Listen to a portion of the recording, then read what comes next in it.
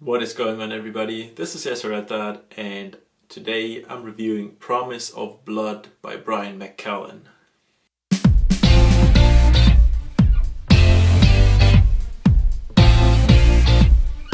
Alright, if you're wondering about my hairstyle, you can probably guess that barbers aren't open right now, so yeah, this is what I'm rocking for the next 2 weeks. Promise of Blood is a really interesting book.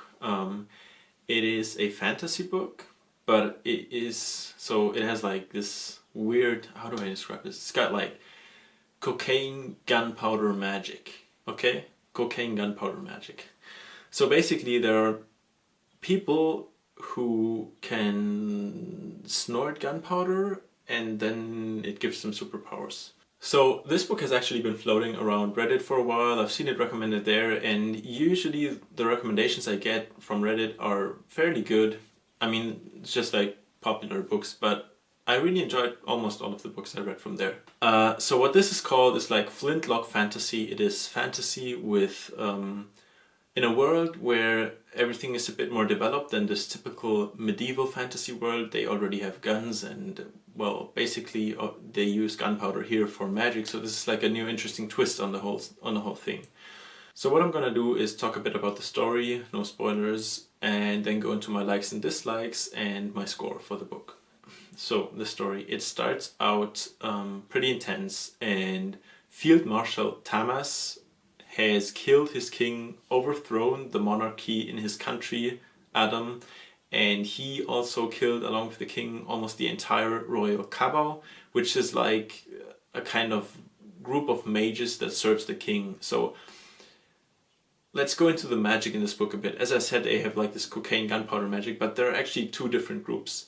There are the privileged magicians that are more like the traditional sorcerer you would have. They have gloves, they can do supernatural things with their magic. I don't actually know too much, but the other group you have are the powder mages, and they use the gunpowder. They can use it to gain super clear vision for a very, very long way, and they can also use their power to push bullets to make powder explode, that kind of stuff.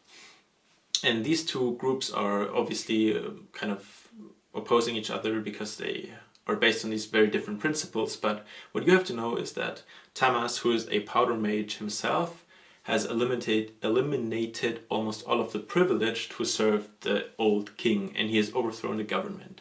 So basically we have a nation with a military coup because Tamas is the field marshal, so it's like a military coup that overthrew the government, which was a monarchy before, and he tries to install a council that serves for the people, so a bit more like a democracy today. This country is at the verge of civil war due to a large group of royal followers and obviously the new military, almost dictatorship in the beginning, obviously. They are also risking war with the neighboring countries because they smell blood in the water now. They think they're weakened, and obviously, they think they might profit from it if they start a war. All of this, the neighboring countries, leads into a situation where we have a lot of spies and traitors and who can be trusted and that kind of stuff. And then during all of this, there's this old thing called Cresimir's promise, where the old god Cresimir promised to return if someone ever overthrew the monarchy and killed the royal family. Throughout all of this, we're following three different characters. One of them is the Field Marshal Tamas, another one is Adamat, who is a private investigator, and the third one is Taniel, who is Tamas' son and also a powder mage, and he works in the military basically for his father. I'm not going to go into anything more. I think I'm straight up going to tell you what I liked and what I didn't like about the book now. So the good points first. Fairly simple. The magic in this book was pretty cool. It was not super clear what they could do or couldn't do.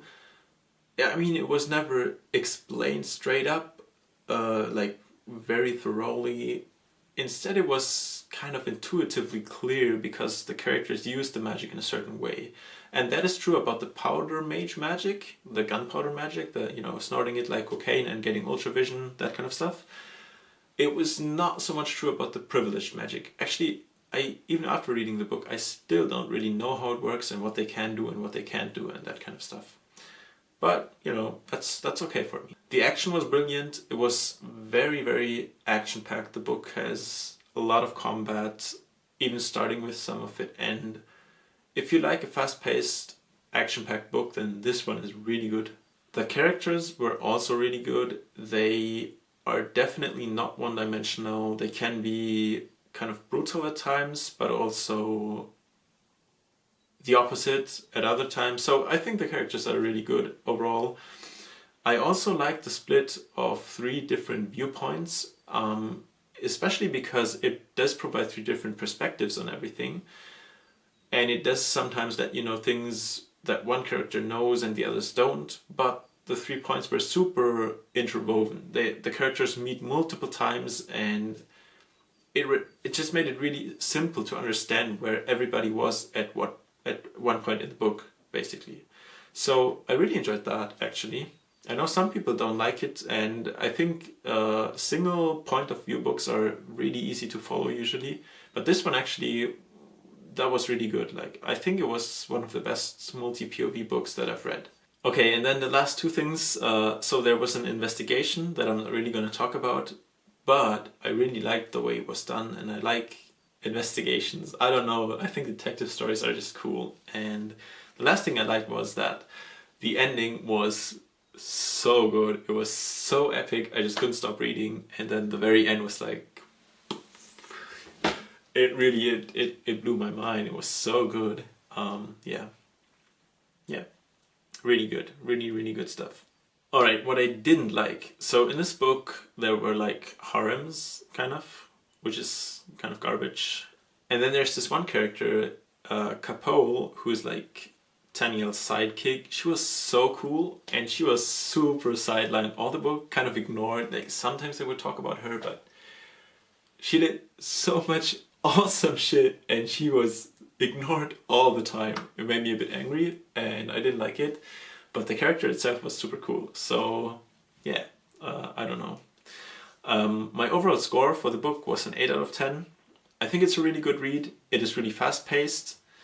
It is, like, the characters are interesting. It has so much action, and it's just really great to read through. Kind of like, you just want to get through the book because you want to know what's going on, and you have all this like unclear stuff with the traitors and spies and whatever.